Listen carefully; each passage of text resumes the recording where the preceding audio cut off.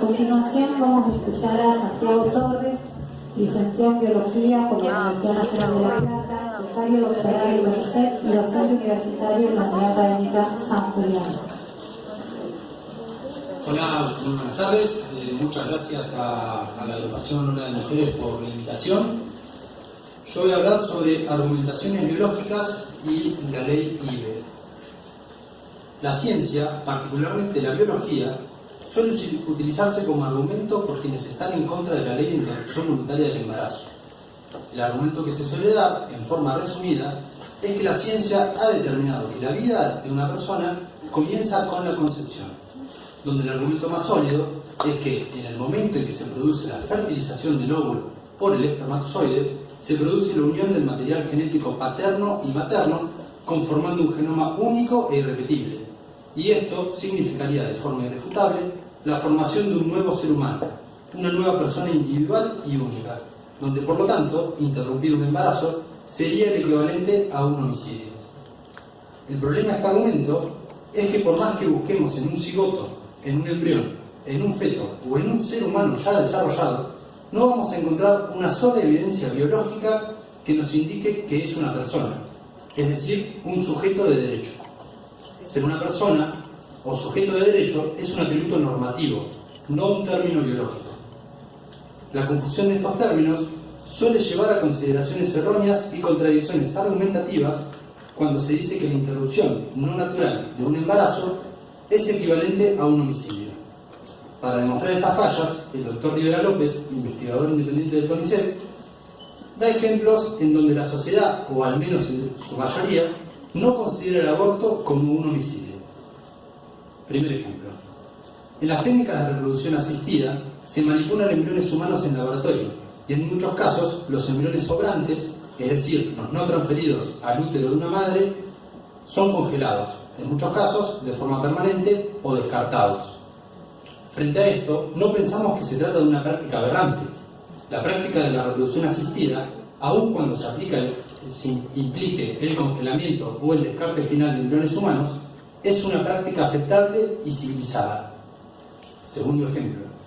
Es indiscutible que cada año se realizan miles de abortos ilegales en Argentina, el definido aborto clandestino. No pensamos que estamos ante un genocidio de personas inocentes e indefensas. Pensamos, en todo caso, que se trata de algo desgraciado, que debería evitarse, pero no que se trata de un genocidio. Tercer ejemplo. Bajo ciertas condiciones, el aborto ya es legal en Argentina. No pensamos que la legislación permite el homicidio. Más allá de nuestra actitud frente a la legalización del aborto, no creemos que, en caso de violación, riesgo para la vida o la salud de la mujer embarazada, este sea equivalente a un homicidio. Cuarto ejemplo, en los casos en los que el aborto es punible en Argentina, las penas establecidas son mucho menos severas que las penas por asesinato. No creemos que se trata de una inconsistencia normativa grave, y más allá de nuestra posición general sobre el aborto, creemos que la legislación sobre el tema no comete desigualdad de trato ni viola los derechos humanos de nadie por aplicar penas mucho más severas en casos de homicidio que de aborto. Ahora bien, es válida y fundamental la pregunta: ¿cuándo un ser biológico cumple con las condiciones necesarias para atribuirle la categoría de persona con derecho? ¿Es la existencia de un genoma único? ¿Es la biología la ciencia que puede indicarnos cuándo y cómo valorar a los seres humanos como sujetos de derecho, es decir, como personas? La respuesta a esta última interrogante es un no, un rotundo no. La biología es una ciencia fáctica y como tal basa sus postulados y conclusiones en hechos.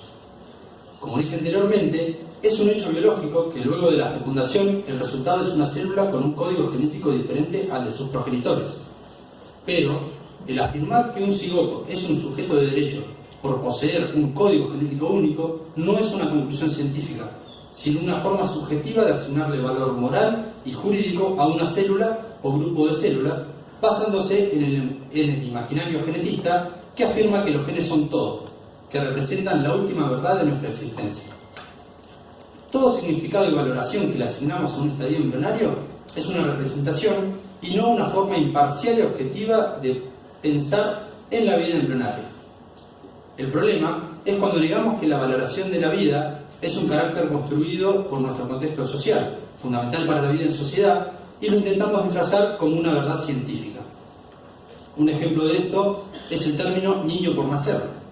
Definir a un cigoto, un embrión o feto en desarrollo como un niño por nacer nada tiene que ver con la biología, y cualquier argumentación biológica que se le quiera dar a este término carece de sentido en términos de la ciencia que me compete. Son valoraciones subjetivas dadas por un sinfín de cuestiones sociales, religiosas y de percepciones personales de la moral. No digo que esto esté mal, sino que escapa a una definición biológica y por ende no deberían utilizarse argumentos biológicos, como lo es el genoma, si se habla de niños por nacer. Un cigoto es un cigoto, un embrión es un embrión y un feto es un feto. En ningún caso son un niño por nacer. Para la biología y para todas las ciencias que se dedican al estudio de la vida, cigoto, embrión y feto son términos aplicados al desarrollo de un ser vivo que, en el caso de la especie humana, se produce en el útero materno por ser un mamífero. La biología, como ciencia, no puede hacer una valoración moral ni jurídica de los estadios embrionarios de la especie humana, y la formación de un genoma único como argumento de origen de un nuevo ser no es argumento suficiente para frenar lo que debería ser una discusión sobre políticas de salud pública.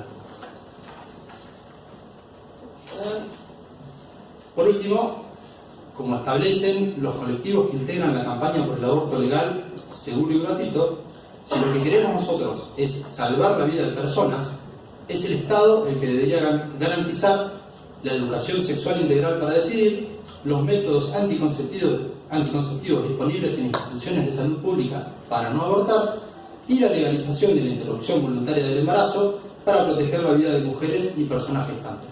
Gracias.